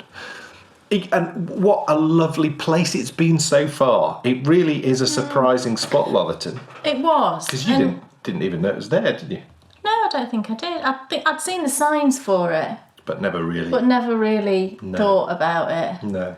And I try not to kind of research where we're going so that it's more of a surprise. And my first impression was like, not sure. It looks kind of a bit tired and a bit. We haven't got to your second impression yet, though. Oh right, okay. Yeah, because remember it's in 2 parts. Right. Okay. Yes. Okay. So I think perhaps you should save. Okay, I will save my enthusiasm then. For after part 2. Yeah. It's such an interesting story, the Wars of the Roses. If you haven't heard of them before, Rachel obviously gave us a little bit of the background in the first part that you've just seen there, but I can't sort of recommend the story anymore. It is a great story to follow. Lots of books, isn't there? There's lots of historical books, but if you would like to read a little bit about the sort of seminal moments in English history, then Wars of the Roses is a great sort of starting point.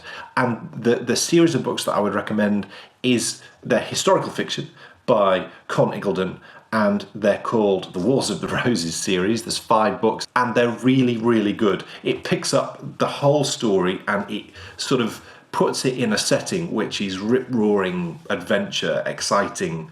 There's some really powerful ladies actually in the story.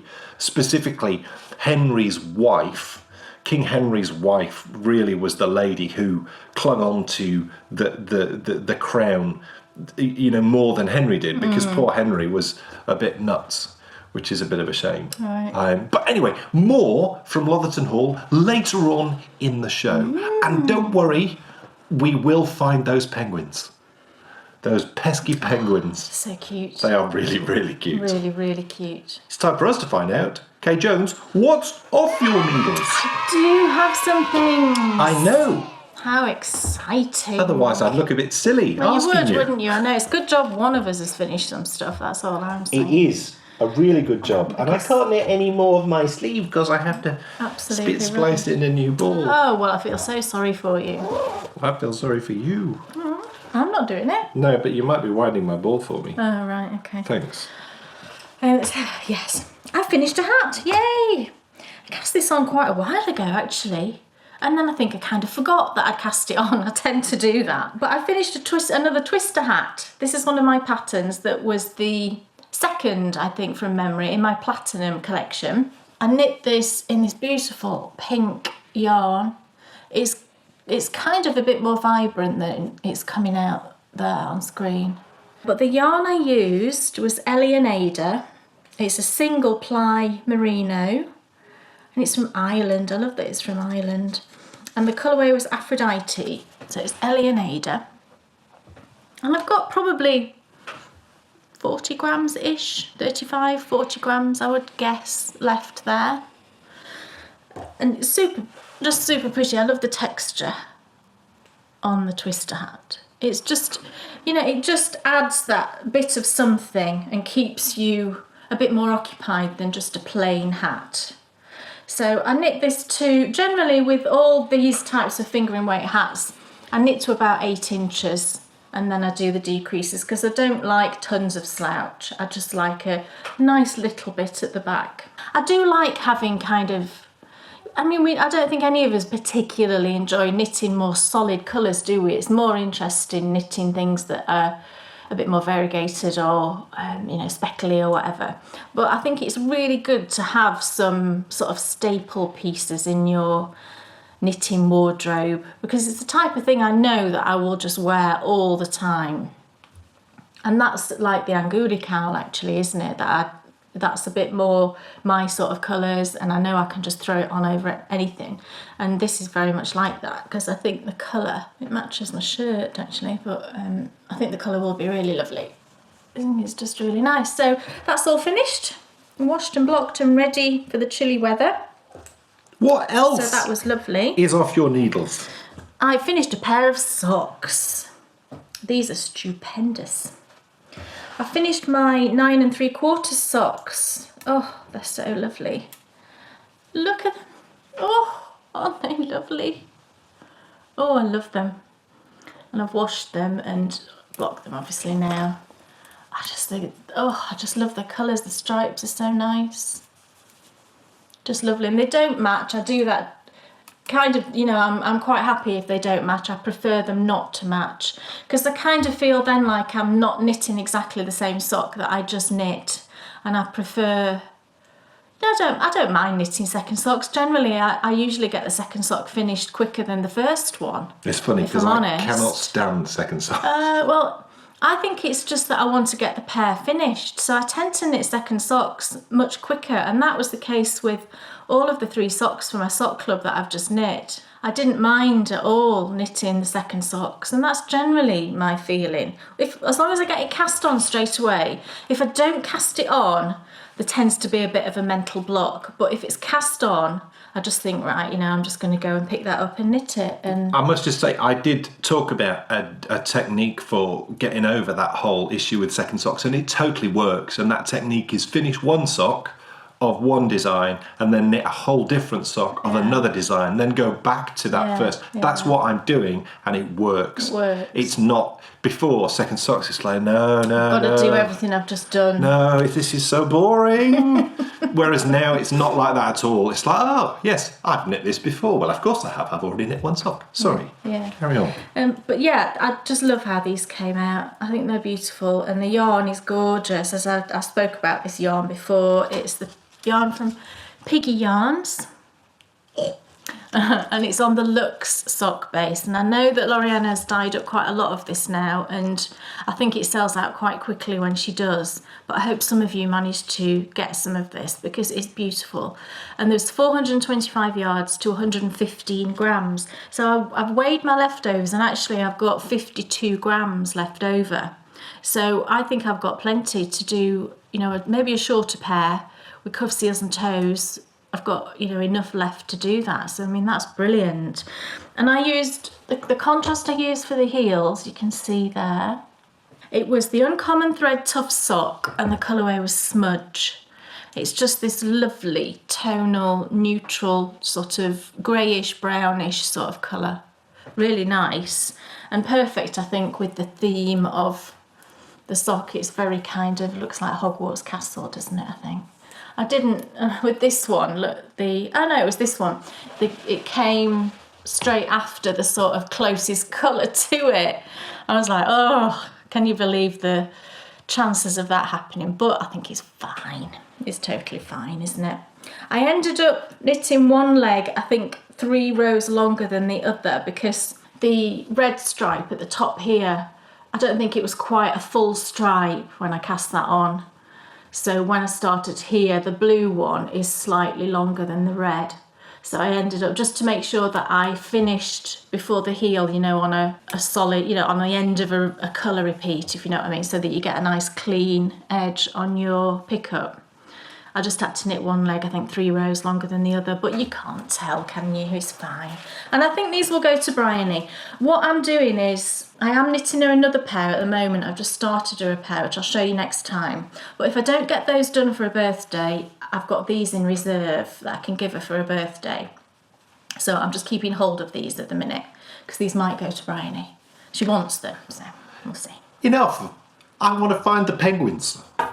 Shall we? Let's find the penguins. Great. Back to Lotherton Hall we go.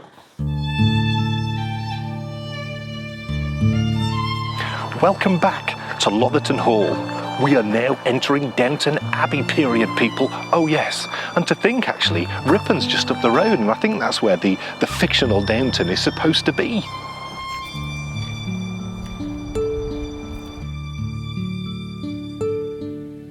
After spending hundreds of years buying up tiny bits of the estate, by 1825 the Gascoignes family finally got their hands on Lotherton Hall itself.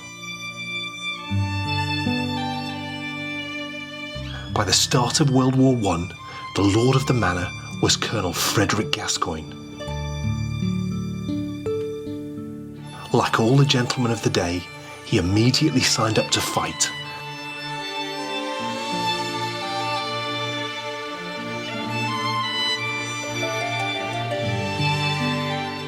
While he was away fighting, his wife, Laura Gwendolen, wanted to do something for the war effort. So the house became a voluntary aid detachment hospital, just like Downton Abbey did in the TV series.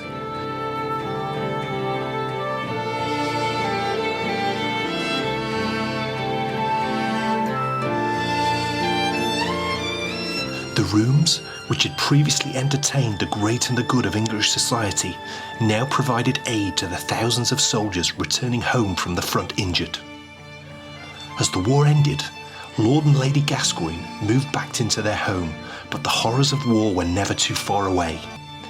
So Laura turned to the gardens surrounding the house, and she began to create the most stunning Edwardian gardens.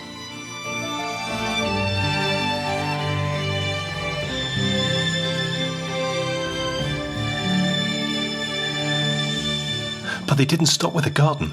By 1930, they'd added a new dining room, entrance, and this beautiful new drawing room. All this talk of dining rooms is making me hungry. I think it's time we found somewhere really beautiful for a picnic. Well, we found a different spot for a picnic. We thought we'd venture out and show you some other little areas, although it's not the most exciting of views, a shed behind us. We think it's like a sort of woodsy, picnicky area, and there's lots of these sheds. It's nice. And I think in winter you must be, when it's raining, I think they must open these up and you can have picnics in them. Yeah. There is, though, lovely deer over there. There are some deer. It's like a deer park. Yeah. It's like a proper... it does have the hint of the stately home vibe. And you've kept saying there's a Downton Abbey feel. There is a Downton Abbey feel, definitely. We've just been into the house, and actually I was amazed, I'll be honest. I didn't expect it to be like it is. It's really beautiful, and it does have a very Downton Abbey feel. Well, it's interesting, isn't it? Because we talk so often about how places have vibes, and the vibes are got from the things that happen in the houses. And this house followed a very similar path to what happened in the fictional Downton Abbey, because it was a hospital, and all the trials and tribulations. And Downton Abbey is such a clever programme because it did tell the story, and they're doing a film. Are they really? Yeah, did you know? Unless, that's suddenly the script's being worked on now, they've all signed up for it. They've all signed up for it? Well, I suppose they would. Poor old Matthew won't be in it, will he? No. You see, dead. I know. I've got it. I have got the script of the film. And basically what happens comes back from the dead. What was his wife called? Lady Mary. Lady Mary comes out of the shower And he's there. It was laid all a on the bed. dream. But picnicability. Now, we did now our favourite thing, and we went and we got ourselves a little picnic and brought it with us. We did. And there is a cafe here, Yeah. you know, so that's good. But It didn't look very enticing. No. Did it? no, It wasn't It did drawing not. us in, so we were very glad that we brought our sushi. and let's be honest, this is fine. But why am I feeling there's a huge but? It's just a bit, you know, the seat's a bit. It's not very pretty. It's not very it's not a very welcoming area, this. We think. totally could have gone back and sat where we were. We absolutely but could this have. is clearly an area for picnics. Yeah. Because it's near the car park. It was near to the car. We had to come back to the car for our picnic. So it was near to the car. It's near to where we're just going to look at next. Yeah. So we said, oh, let's just sit here, even though nobody else is here. So I'm personally feeling a 7. yeah, I'd probably go with a 7. Yes. Yeah. I think that's just perfectly fair. As I shiver. I'm really cold. I've just said to Dan, it's the coldest I've been since about April. Dan found a raincoat in the car, so I've now got on a jacket and a raincoat. There's and another raincoat. Would you and like a to put that on scarf. as well? We now need to move on to, and I'm very interested now in the interestability score. And I'm interested because I think that we've gone from Kate's point of view, a middling to average score Yeah, to a slightly higher score. definitely. And I think if you came here and you didn't go in the house, because I think it would be, I bet a lot of people don't do There'll be that. loads of people who come here, they'll go and look at the birds, Yeah. they maybe go in the playground, Yeah. and then they'll go home. Yeah, Don't and do they that. and they wouldn't go near the house. The house doesn't draw you in. I don't think it's a particularly pretty looking house, I'll be honest. But you know, if you were thinking of coming here, I would say absolutely come, because the inside of the house is well worth It's the best bit. Do you know what? I loved it, and I could have lived there. Honestly, it was quiet, wasn't it? It just was so peaceful. There's and- something about the internals of that house, and some of the pieces in that house are just as nice as the things that you see at Chatsworth. Yeah, and There's pianos and the harp, Yeah, and yeah. you know, there were certain pieces that just, I think because Chatsworth is so chock full of Yeah. amazing things, and it's, you can't see the it's wood from so, the trees. This is much smaller scale, obviously, than Yeah. Chatsworth. But I prefer this size of a house. We do. I said to Dan walking through, do you know, I could live here. It's manageable. And what did I say? Dan said he would help with the cleaning. We need to give Lotherton Hall, Yeah. the hall, a score for interestability. Right. So just the house or the whole thing? Well, it's the interestability for this place. Oh, right, okay. So I would go with an 8. Wow. Oh. Yeah. Well, I think she's exactly right, because, you know, there are elements to this which could be done a lot better. You know, the gardens could be. The gardens are a bit. It's slightly disappointing. Yeah, they're a Because you little can bit see- unkept. The maintenance Weeds. of them is not really as it should be. There's quite a lot of weeds around, and there was quite a lot of gardeners. We saw, and you probably heard, grass being cut, and I saw quite a few of other gardeners. But Yeah. maybe there's just not enough. We have a total. We have 7 for picnicability. We have 9 for knitability. We have 8 for interestability. pretty good. It is. Well, I think that's 24, isn't it? Was it? I forgot what you said. No, it's 24. Right. It is. That's So it's that's 24. much higher It's than not I would have expected. High, but No, it's not but it's pretty low. good. It is where it should be, most definitely. Hmm. I think we will come back. Yeah, we were just saying, would Bryony enjoy it? And I think she would. But you told me I was going to see penguins. Well, I think we should go and try and find the penguins, and let's find out how they got here. In 1937, Colonel Gascoignes' son Ravelry inherited Lotherton, and like so many stately homes across England, it was beginning to become increasingly difficult to keep afloat. World War I had wiped out the generation which would have lived on and serviced the estate, and the new generation did not want to work to serve the aristocracy which they blamed for the start of World War I. Families no longer wanted a country life of service. The men and women of the 1920s and the 1930s moved to the city to build a life of their own. World War II wiped out the last remaining potential Gascoigne heirs, so to preserve the life of the family home, Ravelry Gascoigne gifted the house to the people. Leeds City Council formally took control of the house in 1968, but the property needed to attract visitors, so initially it became an art gallery. Alvery Gascoigne had also left a small yearly endowment to help fund the upkeep of his former family home. Lotherton still contains hundreds of pieces of art, and you can see some of them there. And what is so beautifully done is they're displayed in a way which is subtle, so it doesn't feel like you're looking at art. It feels like you're looking at part of the house. 2 years after Leeds City Council took control of the house, they watched in interest as Longley Safari Park set up in the south of England. Longley was a house very similar to Lotherton, and they transformed their future by bringing in safari animals. And Leeds City Council thought, could we do something similar here at Lotherton? So they set about starting to create something rather special. This is Lotherton Hall's bird garden, housing over 480 individual birds from 130 different species. This is one of the country's premier collections of rare and endangered bird life.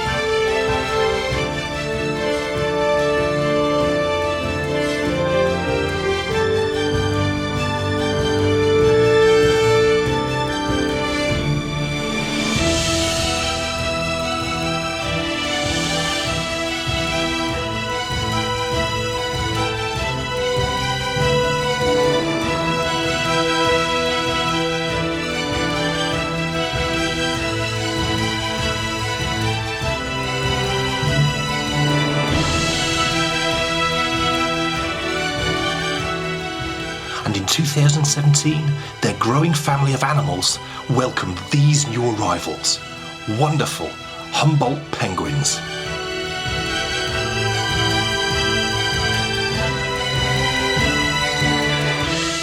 In a time when hundreds of these historically significant landmarks closed down and were demolished, Lotherton Hall found a way to live on.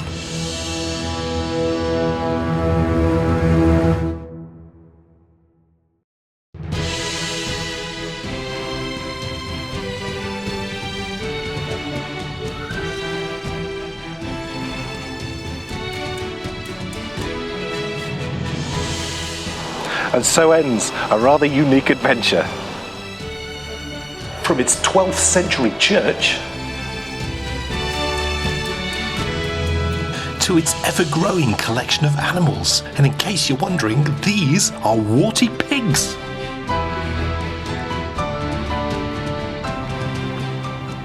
This is a place which never ceases to surprise. Lotherton Hall was the backdrop to a whole host of historical figures and their stories with national importance. And what I love so much about its story is, by giving away his family home, Sir Alvery Gascoigne secured its future for generations to come. We'll see you next time for more new adventures.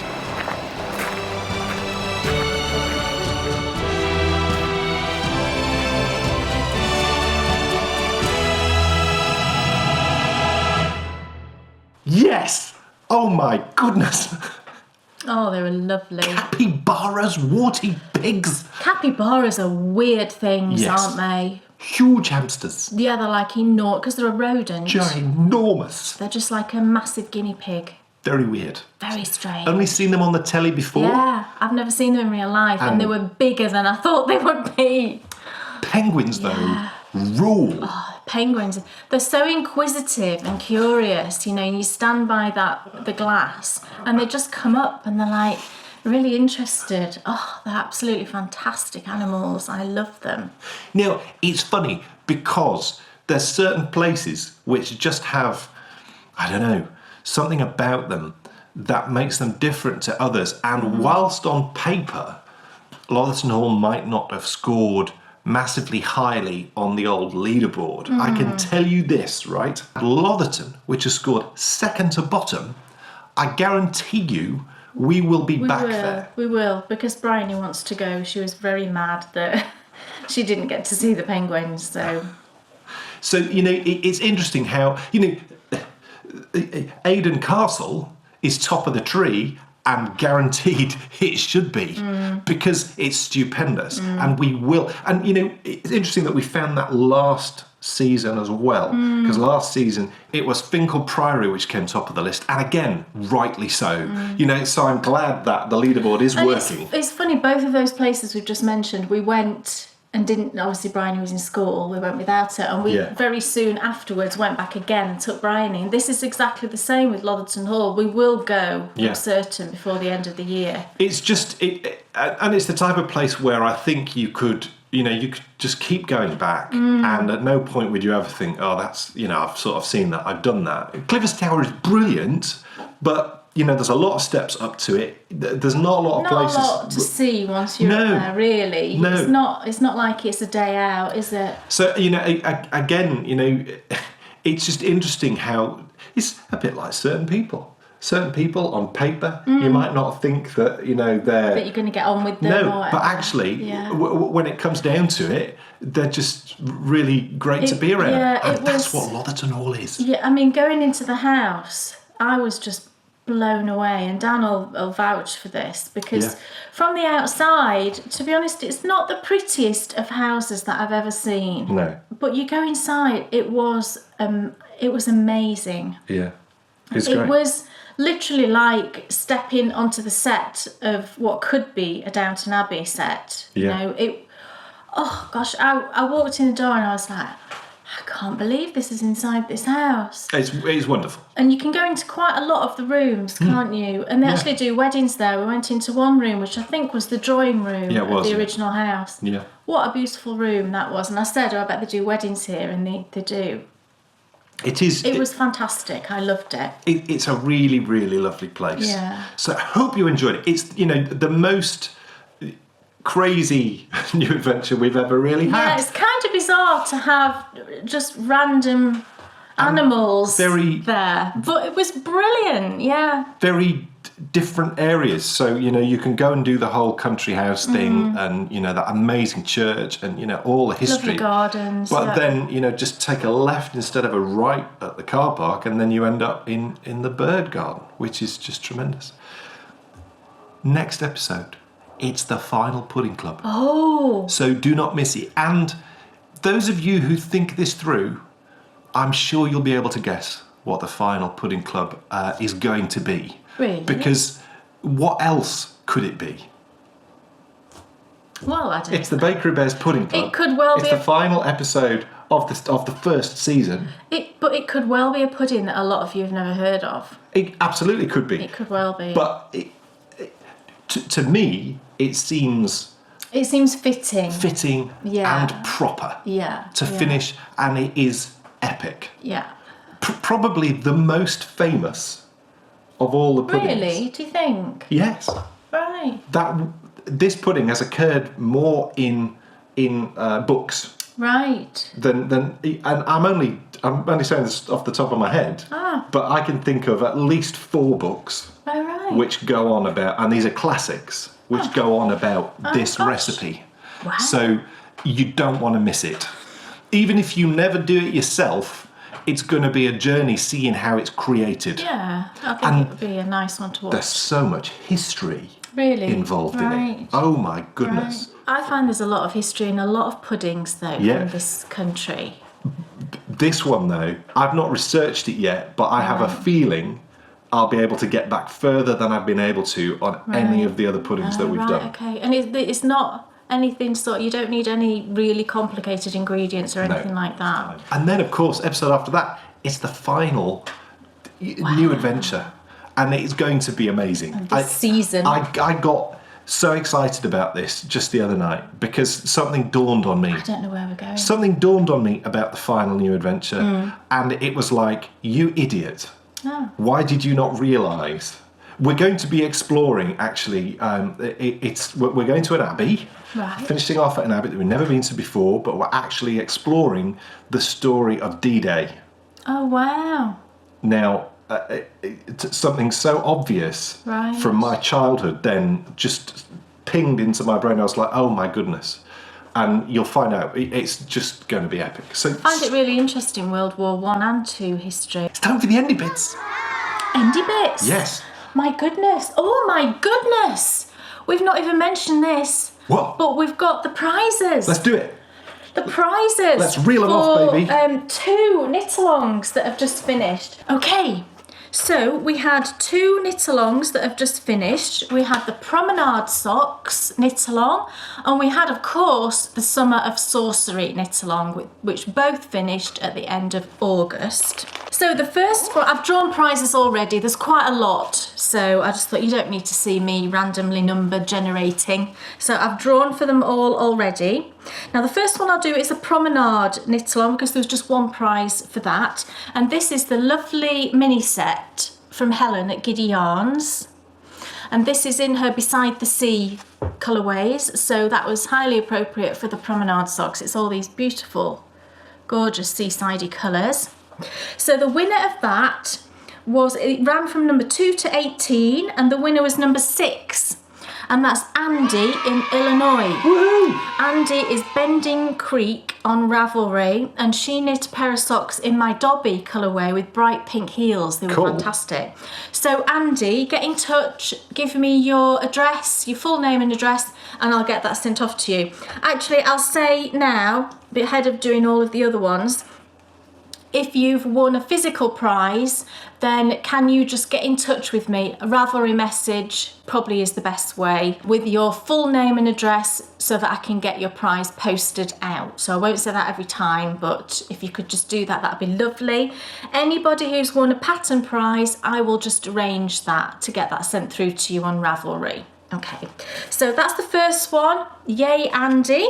The Summer of Sorcery knit-along. As I said before, what I've done is I've bundled together the prizes. So we've got 5 bundles of prizes and then 2 other pattern prizes.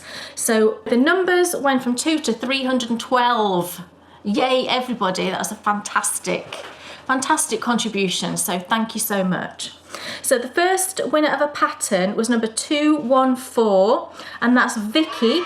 Vicky is Phoenix Anew on Ravelry, and you've won the Queen of the Castle pattern by Jen Sheelan. So yay, well done. The second pattern prize was number 246. And that's Michelle in Arizona. Michelle is Purple Unicorn Knit on Ravelry. What a fantastic name. And Michelle, you've won the Asphodel hat by lovely Knitting I Love. So fantastic, and like I say, I'll get those patterns sent over to you. So the first sort of bundle of prizes, you get a bag from Bumble Stitches, fantastic. Get some yarn from Lovely Wish Knits. Cups and Sorcery was the colourway, and then there's also some lovely stitch markers that go with the Wish Knits as well. And then you will also get a pattern which is the Pearl Kitty Sock Club ebook. So that bundle of prizes goes to number 28, and that's Sandra in California. She's Sandra Smith on Sandra Smith 007 on Ravelry. I love the 007, that's fantastic. So Sandra, they are yours. I'll put those away, you can get the next ones there. Thank you. Bundle number 2. This is the lovely bag from Duckpool Lane. Fantastic. And we've got some yarn from lovely Kelly at Lay Family Yarn. This is the Seashells. She sells seashells with a lovely mini. And then you also get the Sweet Bee sock pattern from Lovely Jules. So that goes to number 287, and that's Elaine in Hampshire. And she is Apple Pie on Ravelry. So Elaine, that's yours. Bundle number 3 is the lovely bag from Homebird Makes, along with a great little hanging, what would you call that? You can just hang it in your craft room, can't you? It's just really sweet. So bag and the little hangy thing. You also get some yarn from lovely Kelly Lay, and that's the Wedding Memories with, again, a mini. And then you will also get the Delphic Grove pattern from Megan Dial. So that bundle goes to number 101, and that's Lynn in New York. And she is Knits 12. I had to think about that. Knits 12 on Ravelry. So Lynn, they are yours. Bundle number 4 is a skein of my yarn. Wow, a skein of my yarn in the Water Sprite colourway. And a little pouch from a Single Strand Studio. It's like a knitter's pouch, I think she calls it. And then also some stitch markers from Sunnyside Handmade.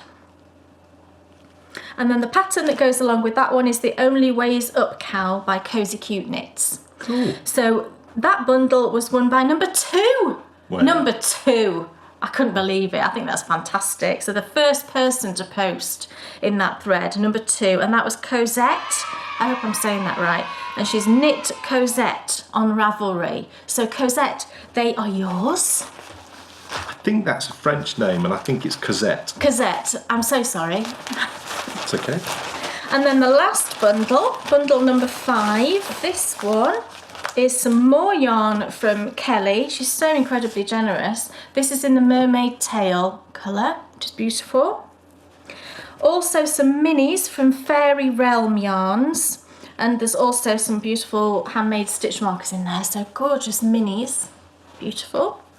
And then some more stitch markers from Sunnyside Handmade. So I'm showing you a blank envelope. How thrilling. And then the pattern with this bundle is the, oh, I can't pronounce it. It's from Madeline Windsor. Coolithin. Thank you, shawl. So that's the pattern that goes with that bundle. And those have been won by number 125. That's Christine in Minnesota. And she is... She That Knits. She That Knits, thank you, on Ravelry. So Christine, they are yours. Is that everything? Brilliant, that's all of the prizes. So Wonderful. Get in touch. If you've won a physical prize, I will arrange for all of the patterns to be sent to you. And as cows Thank you, finish, everybody. ones are continuing, which is, of course, Yes, the Philosopher's We've got Cowl. the Philosopher's Cowl knit along that's ongoing at the minute. That continues until Halloween night. So I will close that thread on the 1st of November. So again, there's a chatter thread open on Ravelry for that, and an FO thread now. There's already a finished object already entered into the FO thread, but you don't have to finish your cowls. If it gets to Halloween and you've not finished it, then just pop a photo of your progress and you will qualify for the prize. And the prize for that knit along, I'll just remind you, is a skein of the yarn that I've just shown you in my FO, my finished object. It's the 9 3/4 yarn from Piggy Yarns, and a mystery Harry Potter Lego figure. Bryony's tried to work out which one it is. We don't know. So Can't wait to that's see the prize. what it is. So you have to post a picture on Instagram. You have to let us know. Oh, yeah. yes. Yeah, that's exciting. Is that everything? The very last thing is I have purchased a little bit of yarn. It's the yarn that I've just mentioned that Dan could knit me some gloves in. And I just bought this. It's Regia Design Line by Kay Facet, and it's the Icing Sugar colourway. I've been looking for this for ages. I think it's a discontinued yarn. I just happened to come across it when I was buying something else, and it's this one. It's gorgeous. It's all these kind of, you know, icing-y sort of sugar colours. It's really beautiful. And I don't know if it does self-stripe. There's a picture there. So that would be so fun for gloves, I think. So you can use that one. Yes. Cool. So I've got that. And it's when I bought 2 more balls in the Kristen Nicholas, which is a similar sort of colour that I'm knitting Dan's gloves in, but it's slightly different. It's more red, whereas the other one was a bit more orangey sort of tones. So I've got those. Cool. And then the last thing is Deb of Fondant Fibre is back. Yay! That's all I can say. Oh! Deb's back dyeing yarn, so I picked up a couple in her last update, which are gorgeous. It's on her Austin base. So I thought they were just beautiful. Fantastic. So it's time to get excited about the Miss Potter Sock Club. Pre-orders up today. Come and join Mr. and Mrs. Bakery Bear as they create some rather lovely socks. Perched, aren't Oh they? yes. I hope so. Well, I hope you really enjoy it. We had an amazing photo shoot in some really cool locations, and yeah, it's just been great fun pulling it all together, and it's all thanks to retracting a bit and giving that space for some creativity. Absolutely. And like I say, it's the most creative I've ever seen ever be, which has just been wonderful to be around. So come and join in. It's going to be so much fun. And there's a chatter thread open right now for it too. Yeah. So thank you so much for watching. Thanks, everybody. And we will see you in 2 weeks for episode 109, where we will finish off the Pudding Club, the first season of Pudding Club in style, baby. So we'll see you then. Happy knitting. And knitting, it's Dan and Kay, the bakery bears. Enthusiasm's not quitting for Dan and Kay, the bakery bears. They'll take you to fabulous places of which their favorites they'll share. You better buy a pattern and get yourself a bakery bear. You'll find yourself in a castle while watching the bakery bears. It never feels like a hassle to sit and watch the bakery